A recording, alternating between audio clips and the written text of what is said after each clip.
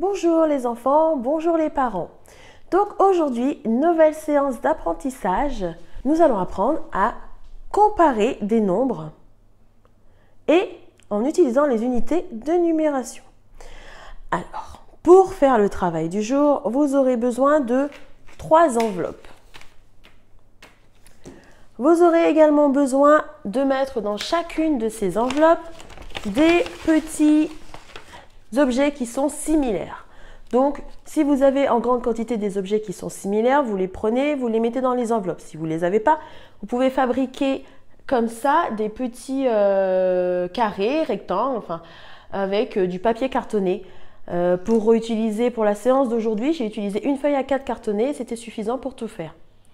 Donc, dans chaque enveloppe, vous allez mettre, sans le dire à vos enfants, ces petits carrés rouges ou ces objets qui sont similaires, il faut que ce soit les mêmes objets. Dans une enveloppe, vous allez mettre 45 objets, donc 45 petits cubes comme ça, enfin petits carrés. Ensuite, vous allez mettre dans une enveloppe 52 objets et dans une autre enveloppe 54 objets.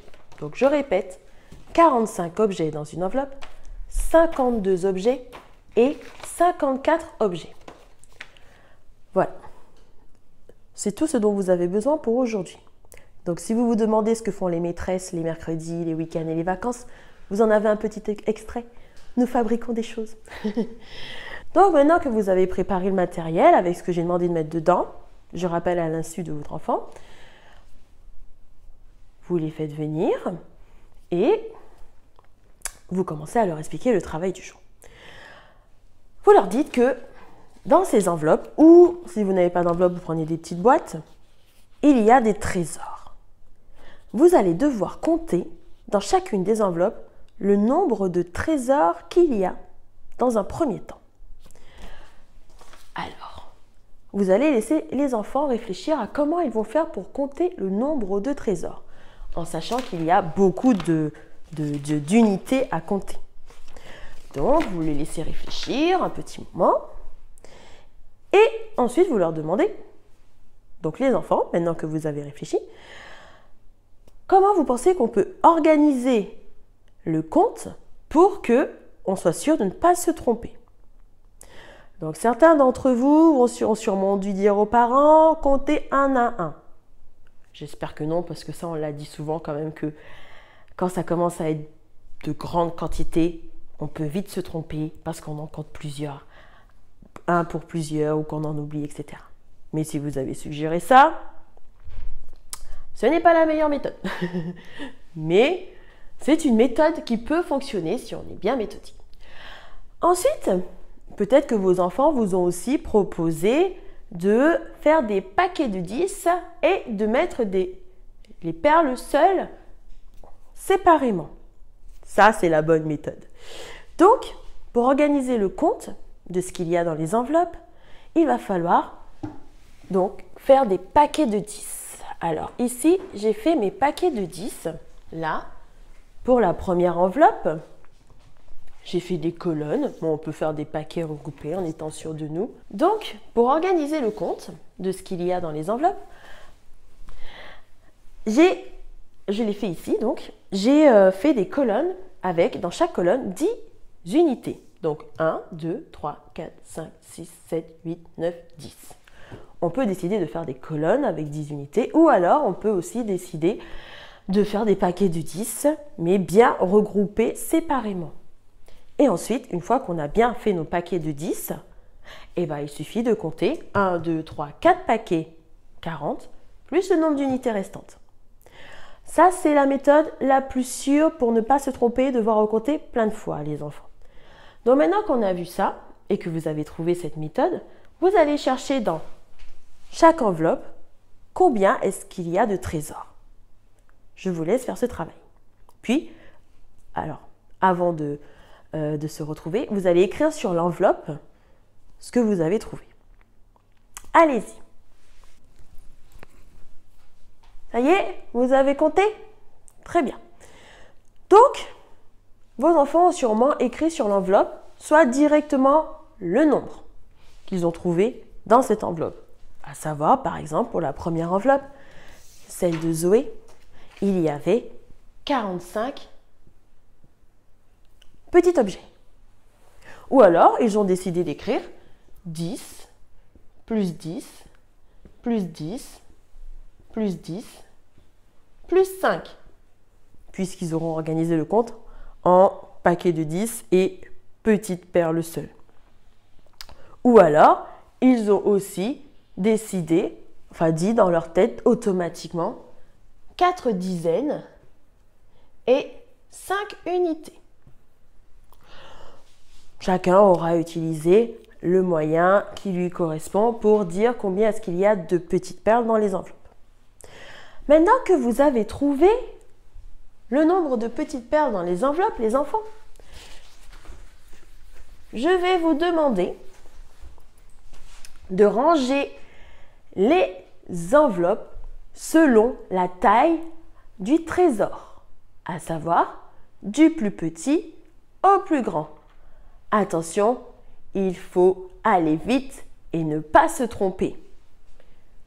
Donc, allez-y. Ça y est, vous avez été vite et vous ne vous êtes pas trompé? Alors, on va regarder ça. Alors, normalement, vous avez trouvé, pour l'instant dans le désordre, qu'il y avait dans l'enveloppe de Zoé 45 petits objets, qu'il y avait dans l'enveloppe de Gribouille 54 petits objets et qu'il y avait dans l'enveloppe d'Arthur 52 petits objets. Ça, c'était la première étape. Et je vous ai demandé de mettre rapidement ces enveloppes du plus petit trésor au plus grand. Donc, normalement, vous avez dû mettre l'enveloppe où il y avait 45 objets, c'est-à-dire l'enveloppe de Zoé en premier.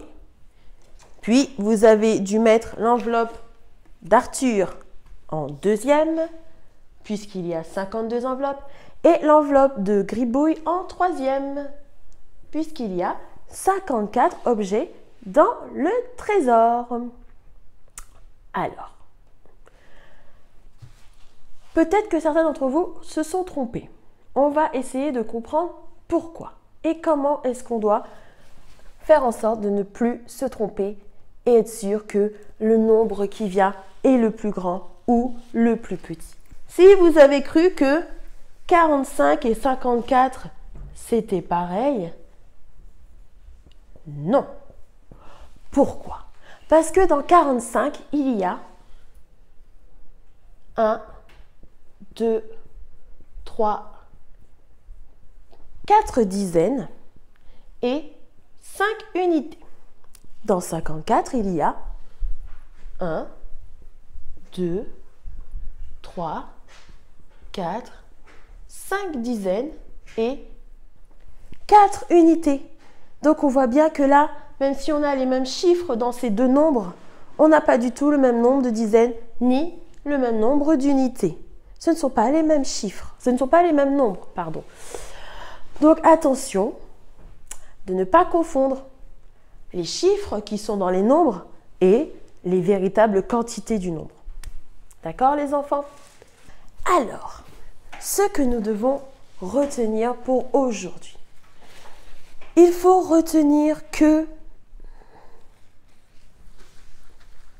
déjà, quand on doit compter de grandes quantités, pour ne pas se tromper, il faut organiser le compte en faisant des paquets de 10 et des unités seules, comme ici.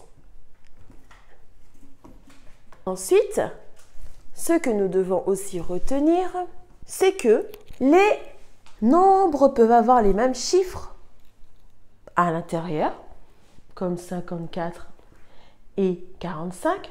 On voit qu'il y a 5 et 4, mais ne pas du tout avoir la même valeur, la même quantité. Et pour ça, il faut réfléchir combien est-ce qu'il y a de dizaines et combien est-ce qu'il y a d'unités. Et pour ranger les nombres dans le bon ordre, en premier, on doit regarder le chiffre qui est le plus à gauche, à savoir ici le chiffre des dizaines.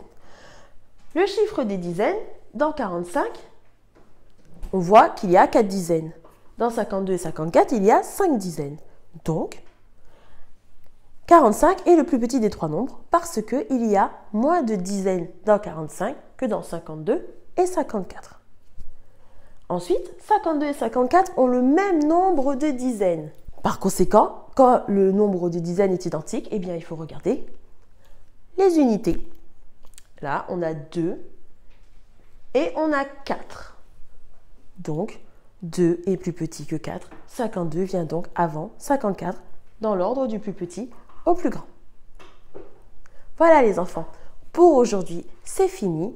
Nous avons vu la comparaison des nombres. Demain, on continuera ça avec une autre approche. En attendant, je vous laisse avec les exercices d'entraînement sur le fichier. Au revoir.